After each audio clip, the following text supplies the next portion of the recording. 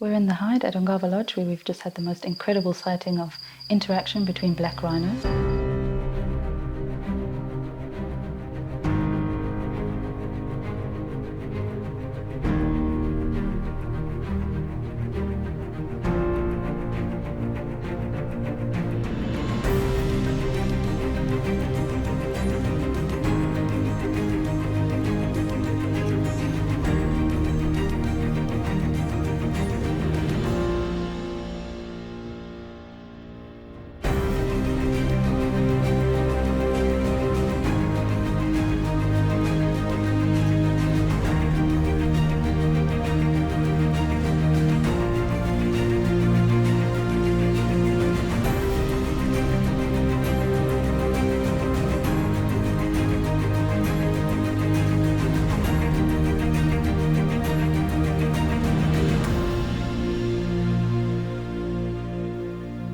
Designed for privacy, luxury and an intimacy with the land, Little Ongava is one of Namibia's most luxurious lodges.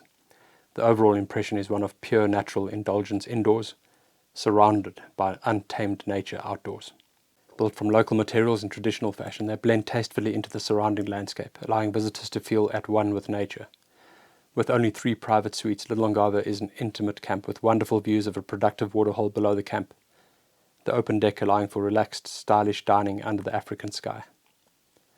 Every suite is individually designed and appointed to the highest levels of quality and comfort. Day and night wildlife viewing drives, visiting hides overlooking waterholes, walks and white rhino approaching with experienced guides can all be enjoyed exclusively on this reserve. Our unique collection of original art complements the understated luxury. We're up at Little Ongava admiring the beautiful artwork collection at the camp. There are a variety of pieces selected from across Africa. For example, these are known as Makonde chairs. They come from Tanzania. They are very typically carved in this upright position and normally have extensive geometric patterns carved into them as well. Interestingly, they're normally carved from an entire single piece of wood and may or may not have the head pieces, which are meant to depict ancestors who apparently can be called upon for protection, prosperity and good fortune. We are in Suite 3 at Little Ongava in front of this fabulous piece of artwork by the renowned artist Susan Mitchinson. What makes this piece so special is that it's actually a woodcut, which is a technique that's not used by many artists anymore.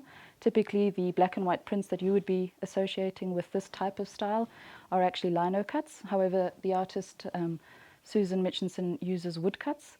It's a very difficult technique to use. However, she mastered the skill of expressing movement and expressions through her black and white woodcuts. Another piece that we can refer to is this Kuba cloth, which hangs behind me. This originates from the Democratic Republic of Congo. It's made from the raffia tree, and typically the men in the tribes are responsible for creating the fabric, while the women are responsible for dyeing and creating the design. We've displayed it here as a wall hanging, but typically it would actually be worn during ceremonies.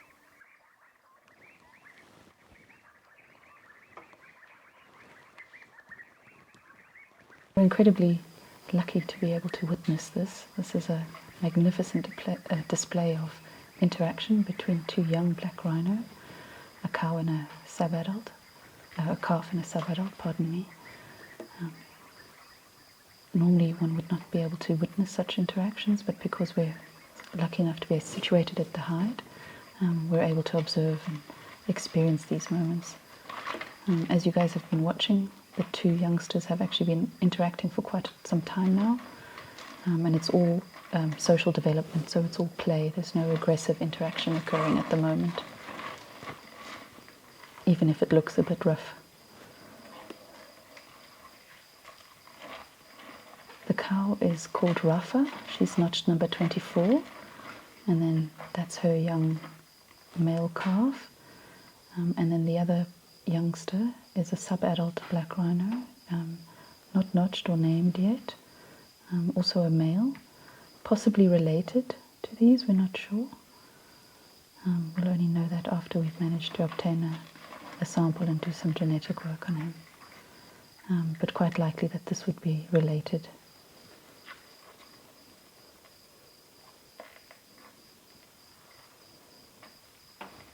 The calves are very curious animals.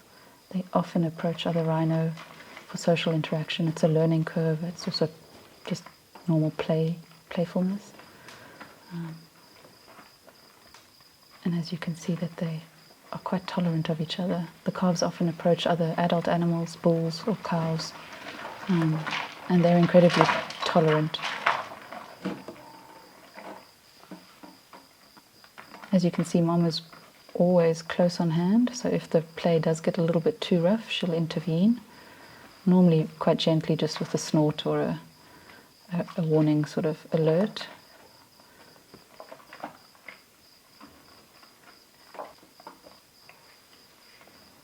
This sort of interaction is critical for the social development of the individual animals. And you can see it varies between really playful and quite rough, and then actually quite sort of tender and gentle at times, where they just rest their heads against each other or on one another's backs. Rhinos are actually incredibly tactile animals. It does, of course, vary from extreme to extreme, so you see these moments of tenderness. And then, of course, the other extreme is when they're fighting, bulls fighting each other in aggressive conflict. But it's incredibly special to be able to witness these moments, like these two now.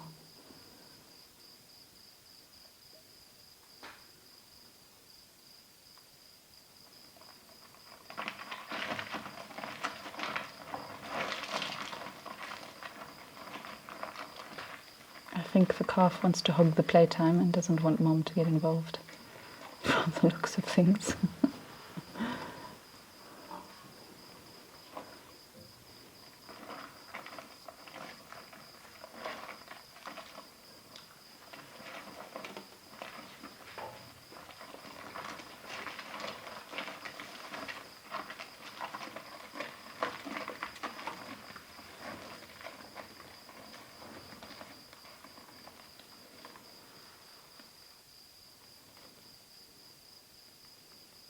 I don't know if you noticed, but how expressive their ears and their tails are during interactions.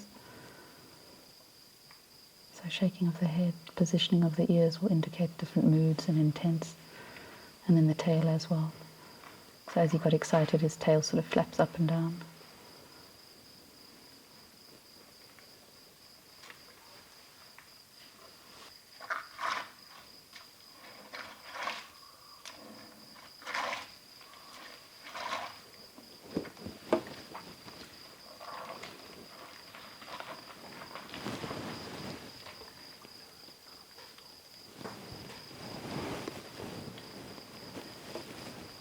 So if you noticed, she just pawed the edge of the waterhole. That's to stir up the water a bit in order to access some of the minerals in the soil as she drinks.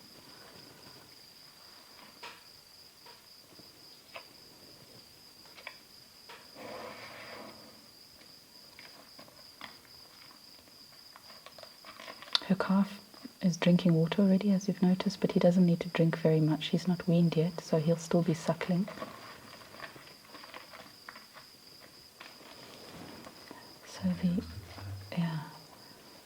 I'm not sure if you noticed, but if you look carefully at the young sub-adult, he has a sort of a waterline or a mark where he's sort of darker below and lighter above. It's where he's been wallowing, so he's obviously found a waterhole that has a mud overflow, and has spent some time wallowing, which is dried off now. The wallowing is very important for rhinos. It performs quite a function for their skin, and protects from the harsh sun, but also protects against external parasites. So rhinos spend a good amount of time wallowing and treating their skin, and then you'll often find them after they've spent some time wallowing. When the mud dries, they'll find a rubbing post or a rubbing stone and actually start rubbing against that. This is to rub the external parasites off and some of the mud. And it's also used as a possible means of communication on rubbing posts with one another.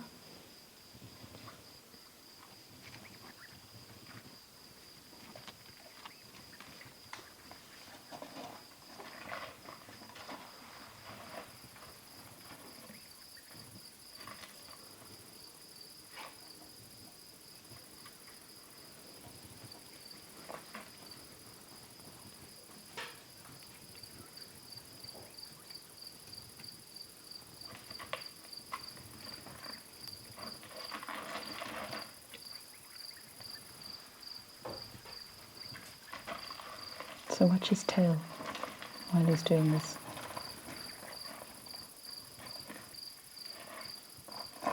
It will indicate how serious or not serious it is. It's quite special to be able to see this. I mean, this is a cow. This is not her calf. And yet there's all this interaction, social interaction between the two of them.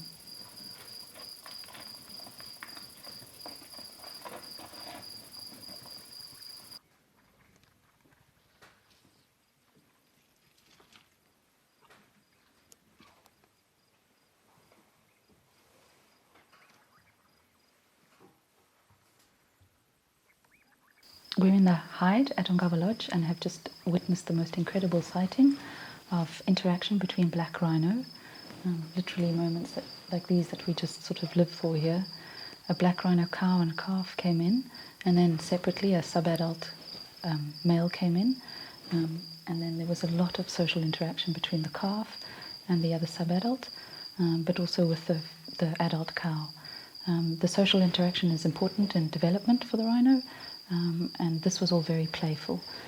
So there was a lot of play and some tender moments between the rhinos.